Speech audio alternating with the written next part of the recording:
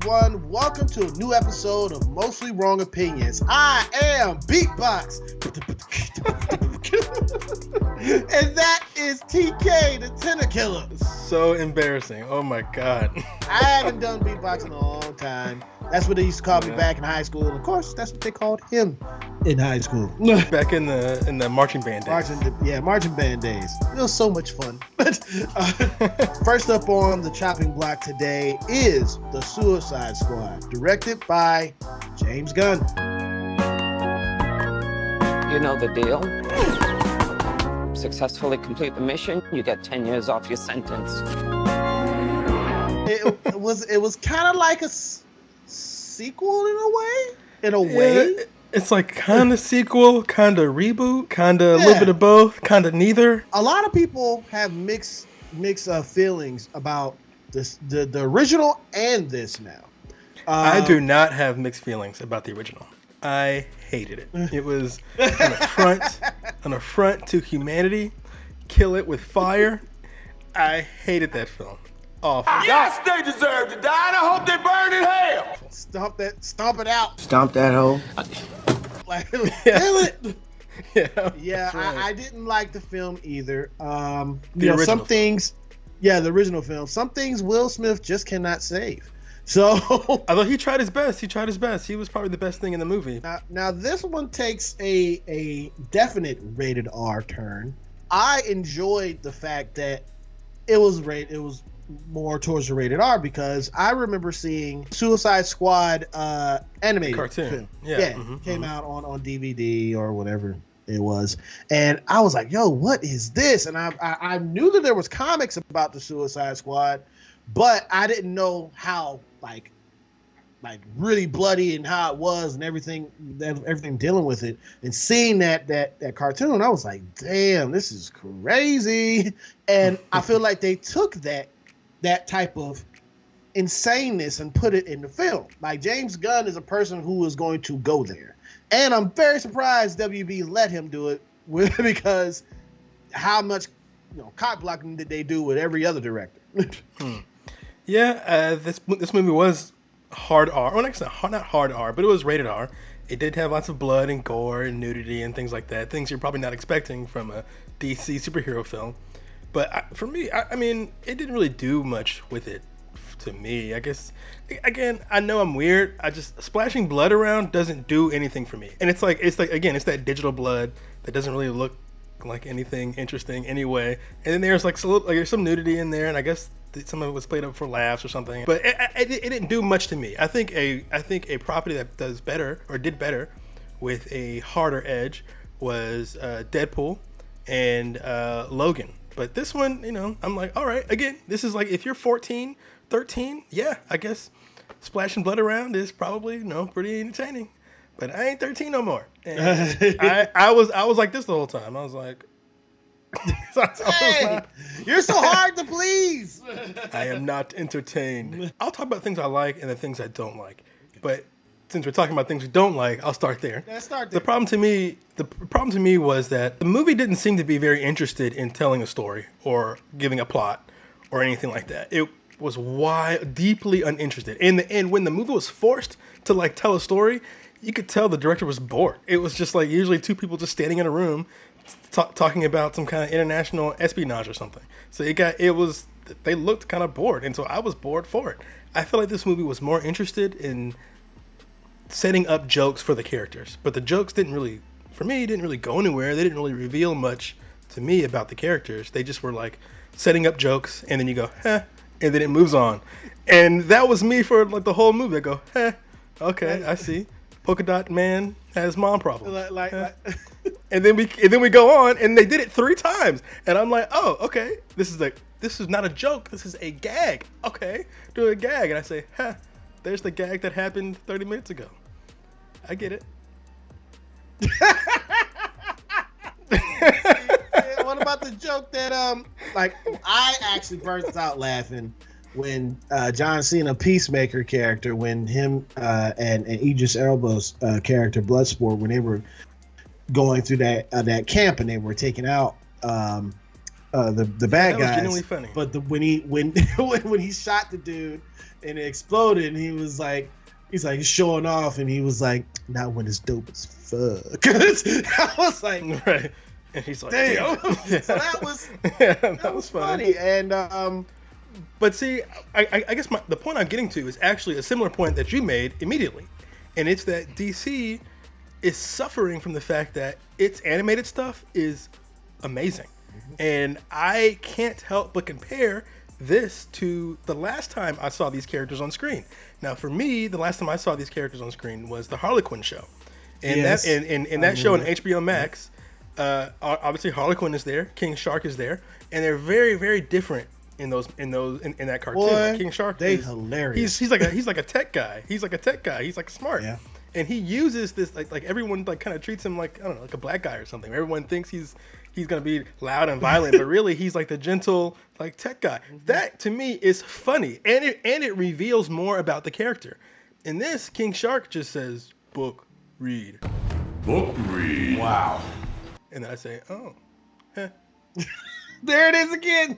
Like, it's boring. Like the jokes didn't go anywhere or set up anything for the story or set up anything for the characters. With Deadpool, right? Deadpool's antics, right? You learned more. You understood more about Deadpool and the kind of like craziness that goes on in his mind through his jokes. I didn't understand anything about any of these characters. They were just kind of like setting up jokes, except for, and I will totally give you this one, when John Cena and Idris Elba were going through that camp shooting people. I was like, I get it. Two competitive bros. Got it. I bet you this is going to come back. Didn't.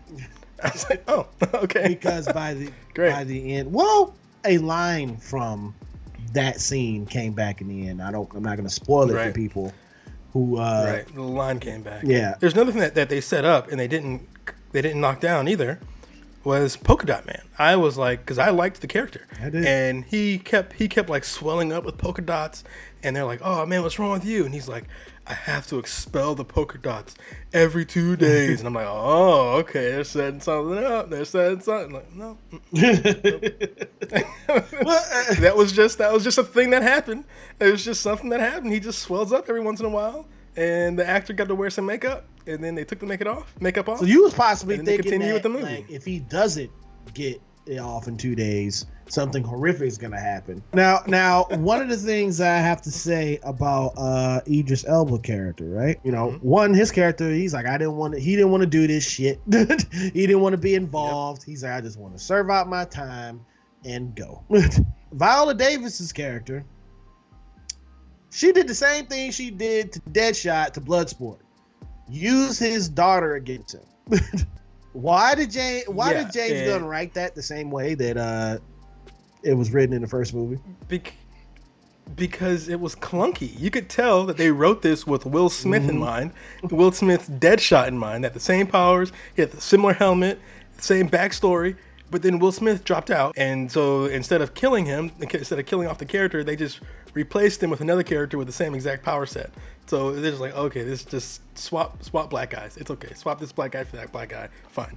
And so it was, again, but even if it was written for a Will Smith in this form, it's the same exact way that they written for him if he was in the movie.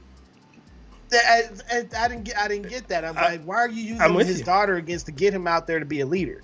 You know, I'm with you. Like you said, we saw that exact same plot line in Suicide Squad, and now we have to see it again in The Suicide Squad. Right. What's up with that? And like back to what I mean about the gore, man. The deaths come quick when in the beginning of this thing. In the beginning. There you go. Yeah. You got it. I'm like, no, they didn't kill off anybody outside of the opening scene. They kill off a bunch of people. Yeah. After that, everyone is safe. Nobody dies until the end. Well, even then, there's some characters that we think died. If you watch the after credit scenes, they get back up, and I'm like, oh, so there. Two characters that we thought were dead are now not dead. Yeah, because one of them got an HBO Max series now. Yeah, exactly. So it undercut the whole movie because of their stupid HBO Max series. Yeah. But I went on about things I didn't like. I'm gonna talk about some good things about the film. I did like Idris Elba. I thought he was excellent. He had a great scene early on with him and his daughter. They're like yelling at each other. That was That funny, was and it kind of funny. and that revealed stuff about the character. They did. I liked their exchange. I liked Viola Davis. Thought she was great. I wish Harley Quinn had more to do, but I liked the character. John Cena looked like he was having a great time. So, and I'm glad James Gunn is back in the director's chair. So these are good things. I appreciated John Cena's character in this film more than I did in Fast 9. Anytime that, or F9, anytime that John Cena is like letting loose and having fun and not constrained to a sad, downtrodden character, it's better for him. Nope, I'm with you on that. He looked like he was having a great time. One interesting character in there was Ratcatcher 2. I don't know if I've seen this character, in animation at all. It's probably never heard of this character. Never heard this character. Is probably in the comic books. But she was very sweet and endearing, and I did hear that James Gunn was going to kill her in the film, but he's like, she's too sweet. I can't do it. That's funny. And so the characters in here were good. Most of them were not developed. Nope, not really. Not really. So it did not do well at the box office. And my thought pattern of why it did not go well is because this HBO Max thing, it might be backfiring on them on the biggest films released of this year.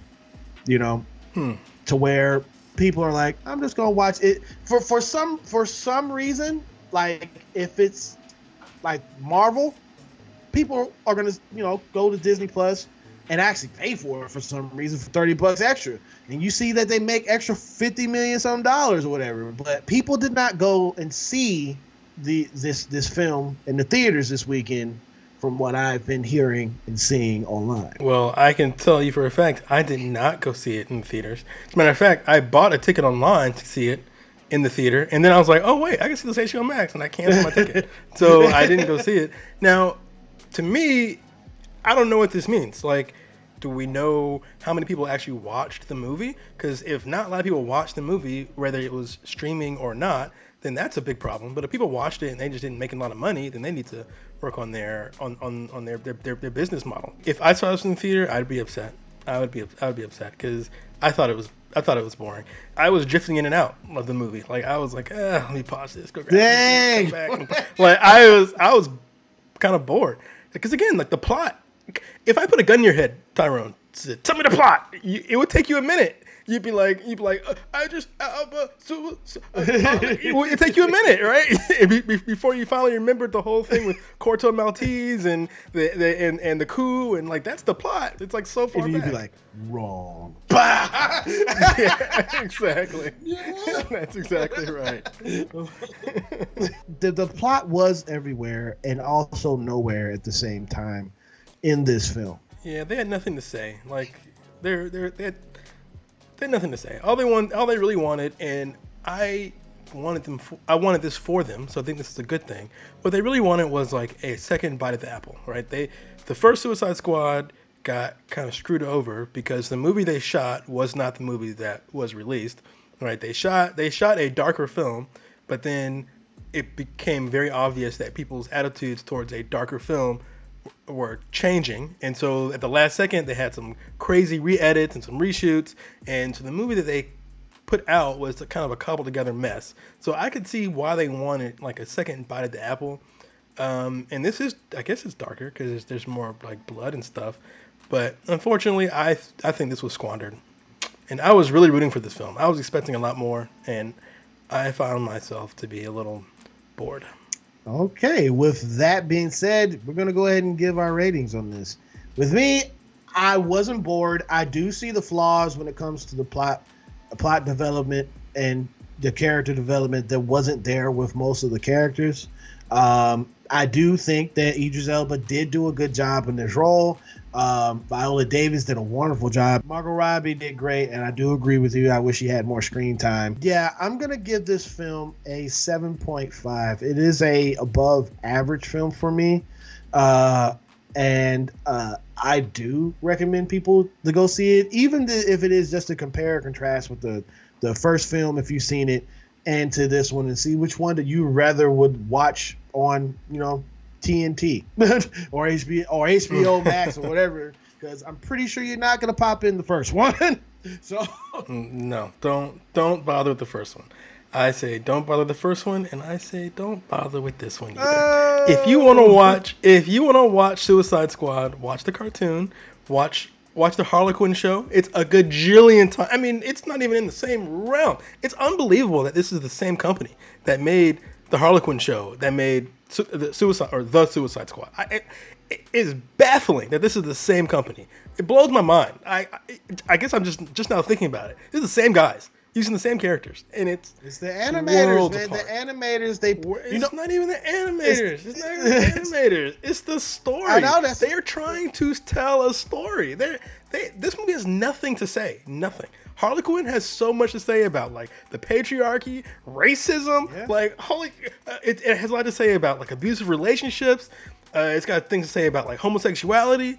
This movie has nothing on its mind. It's brain dead, right? It's got nothing on it. It's just there. It's like the inside of King Shark in this movie's mind. He's just like, book, read. It's got nothing on its mind. So to me, it comes off as boring, like as dull to me, and it kind of hurts after seeing the Harlequin show, because that show is genuinely great. It is great. But I can't wait for season 3. Me neither. It's excellent. But you know what? To be honest, compared to DC's other movie outings, this is probably better than most of the other ones, right? This is better than I thought this was better than Justice League or the Snyder Cut, whatever. So I feel like we're moving in the right direction, right? We're finally getting our legs under us, right?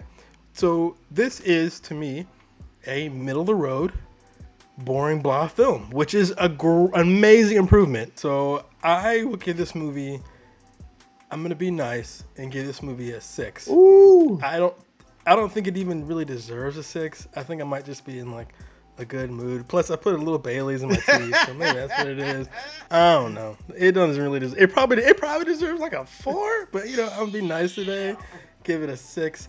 I do not recommend it. Again, I recommend you watch pretty much anything else DC has put out, like especially any of their animated stuff. That stuff is truly excellent. Young Justice, truly good.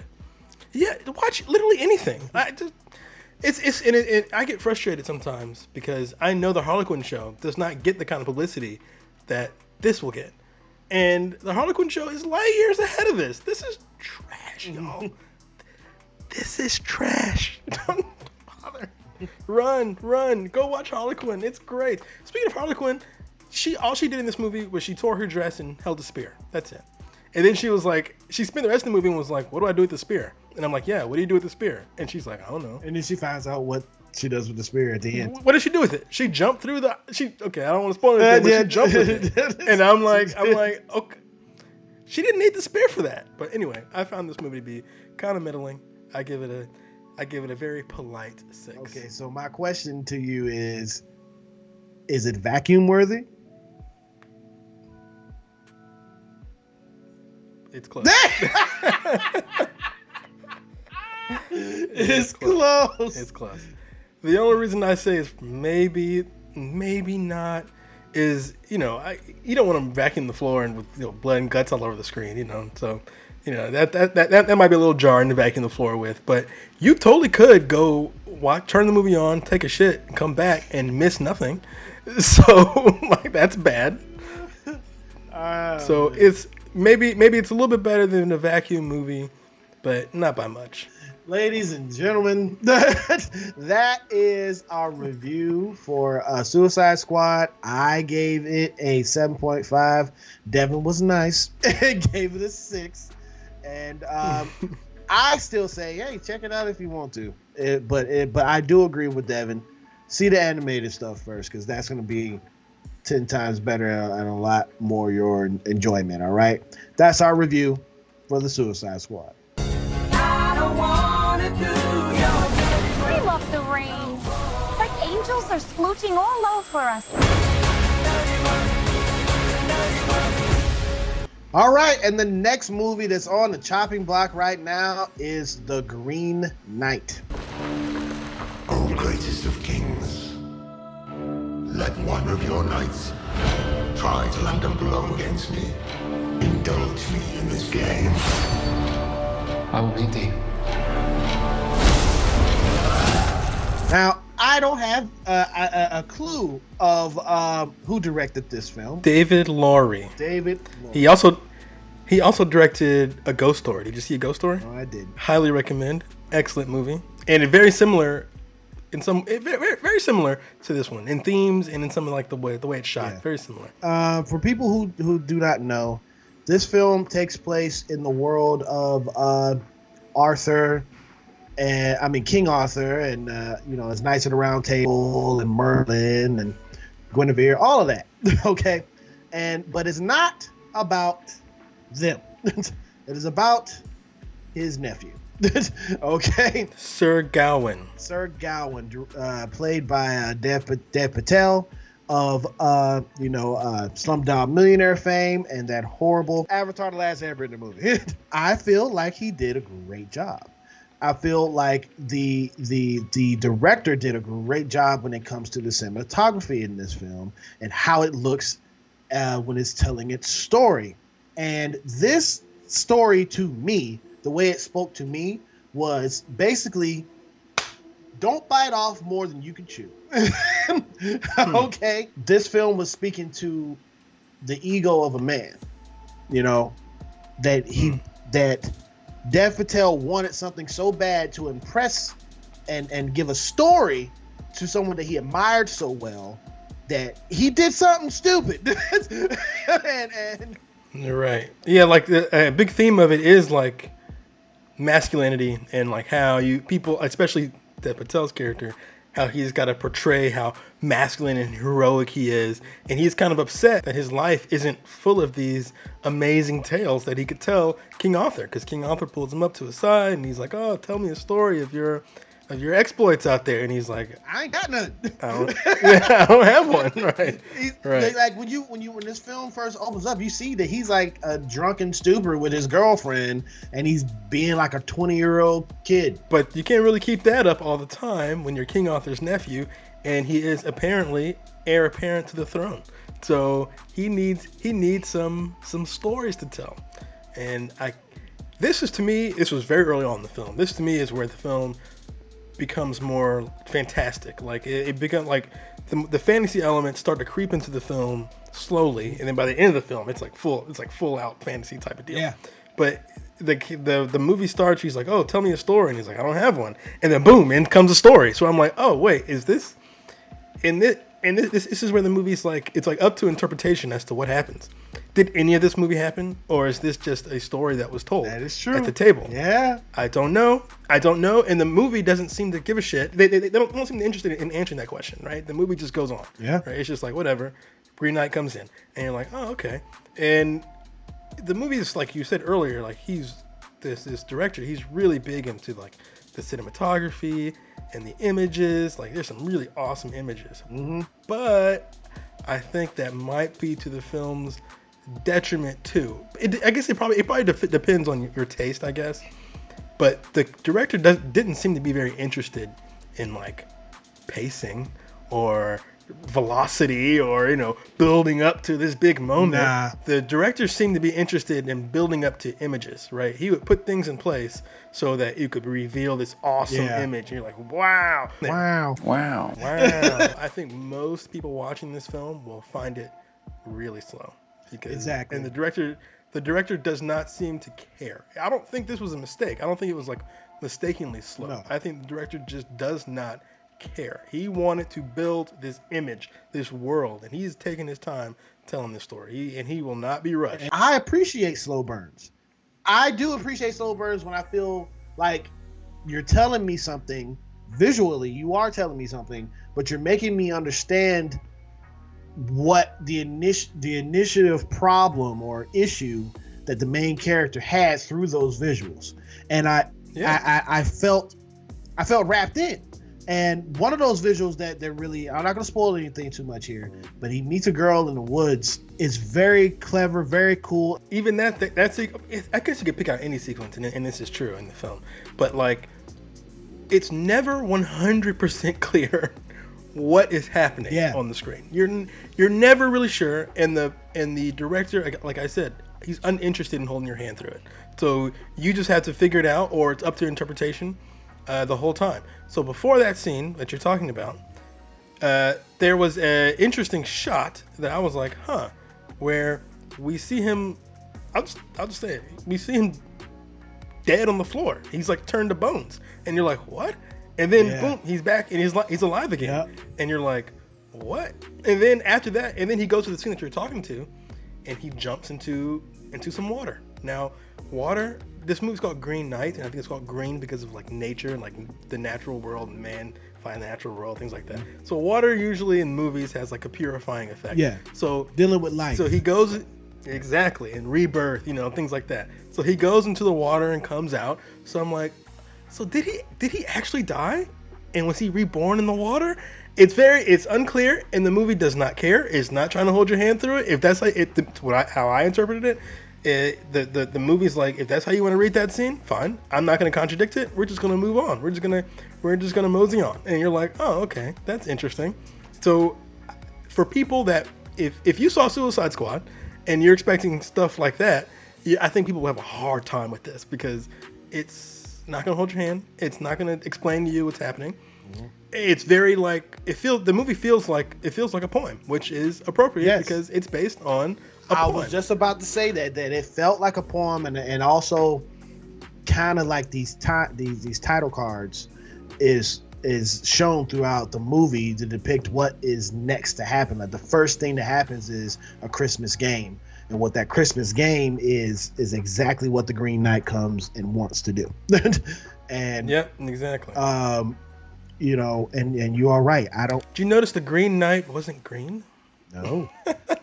So I noticed some people online talking about that. He was made of greenery. Yeah. But he wasn't green. So a lot of people talked about that, and there is some debate apparently among scholars or something. I don't know. I'm not a big King Arthur guy, so I don't really know. But apparently there is some debate as to what the Green Knight meant in the original poem. Like, what does that mean? Because apparently original poem, this guy had green skin, he wore green clothes, and rode a green horse. So they're like, what does that mean? What does a Green Knight mean? So there's like a lot of like, again, ambiguity in the poem itself, and there's ambiguity in this film. It could, to me, the Green Knight could be interpreted of envy, things that we want as a man, green is the color of money. But money wasn't really like Dev Patel's character, what he wanted. But it wasn't his claim to fame. His claim to fame was story and fame. So, well, you're right. He was envious of the other knights around him, the other knights at the table. He was envious of them. So he was green with envy. That's true. But he was also green in that he was inexperienced boy, and he was young, right? As a mother boy. Exactly. And the actual Green Knight was made of greenery. He was like tree-like, So there's a lot here, and by the end of the film he's covered in mud, so there's a lot here that is like up for interpretation. And like you said, there's nothing really in the film to contradict your interpretation of that title, and I don't really see much in the film to contradict my interpretation of the title, and the film doesn't seem to care. It's just like, cool, fun. What is it? It just kind of drifts along, kind of dreamlike. But is it bad for that to happen? No, I don't think it's bad.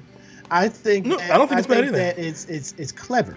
That is a great way to describe the way this film is written, the way this film is presented through visuals. It is very clever. There was some weird things in this, boy, like the couple in the woods. Boy, was that weird. The couple in the woods. What happened to the couple in the woods? Oh, right.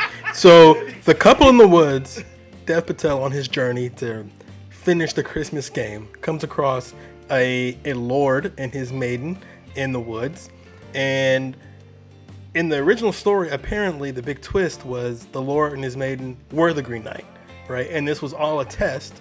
This is one interpretation of it because it's a poem, so it's up for interpretation. But this was all a test set up by King Arthur to test his knights. And one of the things he had to do was like he had to show chivalry to the maiden, right? So obviously the maiden was always trying to like have sex with him. And in the book, he said no, and then he's like, okay, just one kiss, that's it, that's it. And then the husband's like, okay, whatever you do to my wife, I'm gonna do to you. And so he gives him a kiss, and it's like, boom, we're gone, we're moving on.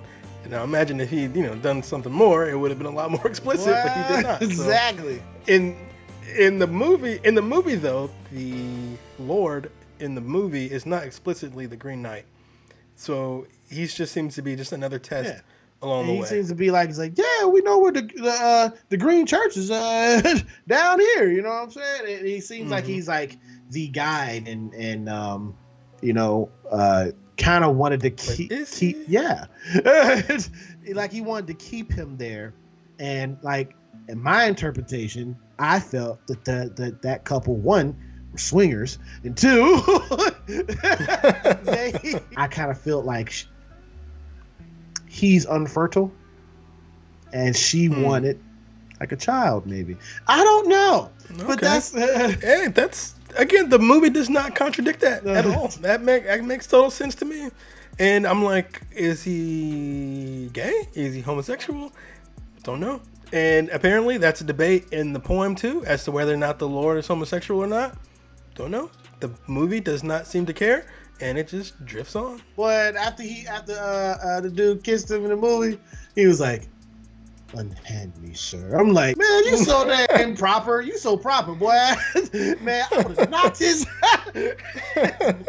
Yeah, because it wasn't a polite kiss. It was kind of a forceful one. He kind of like forced his face into his face. So yeah, you're right. Smell like old cigars. Get the hell away from me. By the end of this film, the Christmas game is when the night comes in. I'm not gonna spoil it too much. I'm not gonna say what happens. But when the night comes in, Tyrone, this is a poem that's about 2,000 years old.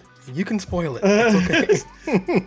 He comes in and he's like, I want to play this Christmas game, and he basically tells King Arthur and the Knights of the Round Table, let one of your knights land a blow on me, no matter how hard or how soft it is. But a year later, I have to do the same of what you did to me onto you. Dev Patel's character wants so bad to have a story, and he's like, I'm naive. Okay, I'll do it. And then when the Green Knight is like, he puts his sword down, he's like, take a hit at me, son. Take a hit at me, son. He's like, all right. He said, let everyone here see this day, and he cuts his head off. And he picks his head up. Dev Patel is not immortal.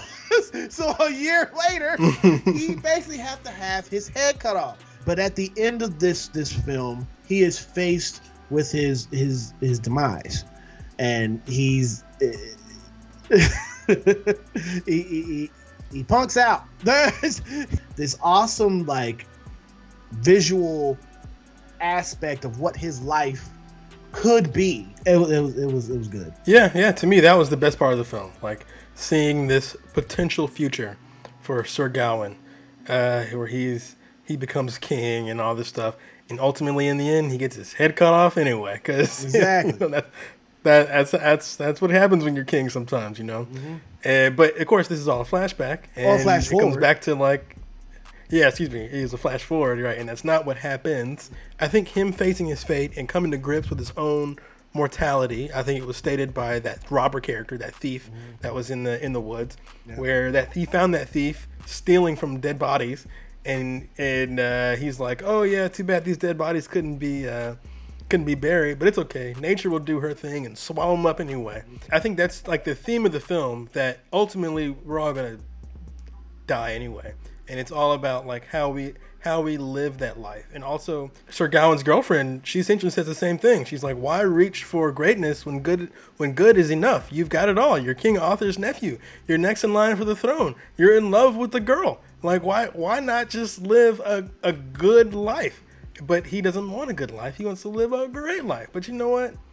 In order to be a great life, in order to be some kind of tale or fable, sometimes you gotta lose your head. You gotta go through the stuff. So, to me, this film satisfied me.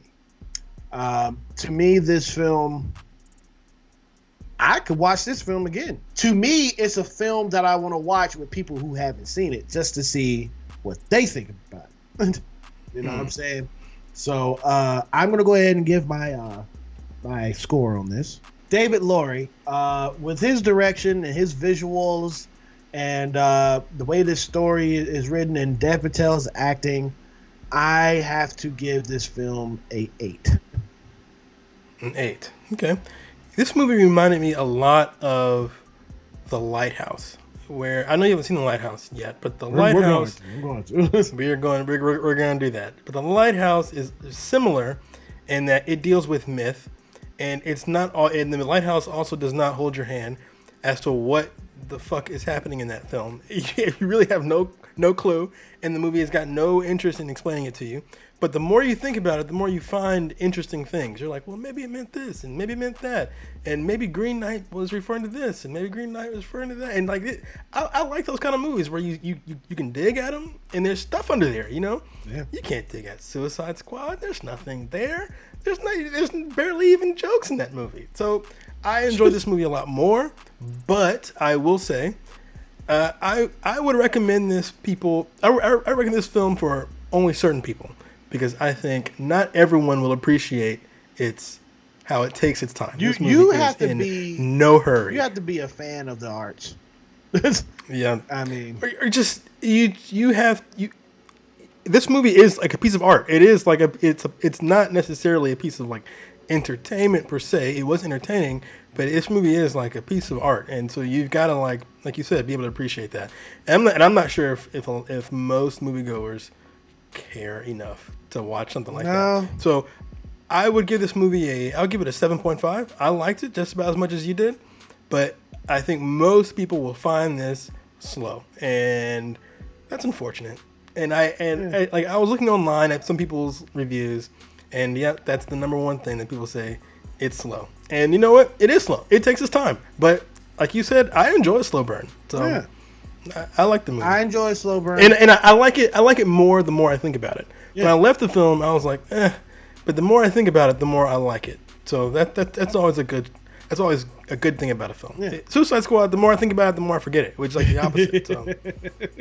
Yeah, I enjoyed this film.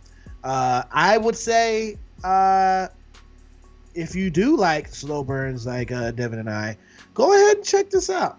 Check it out.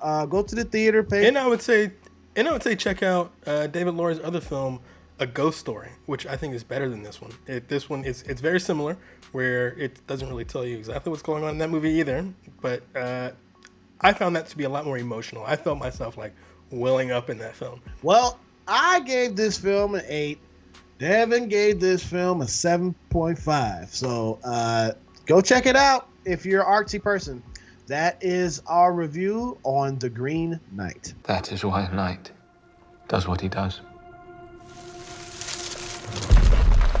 Are you ready?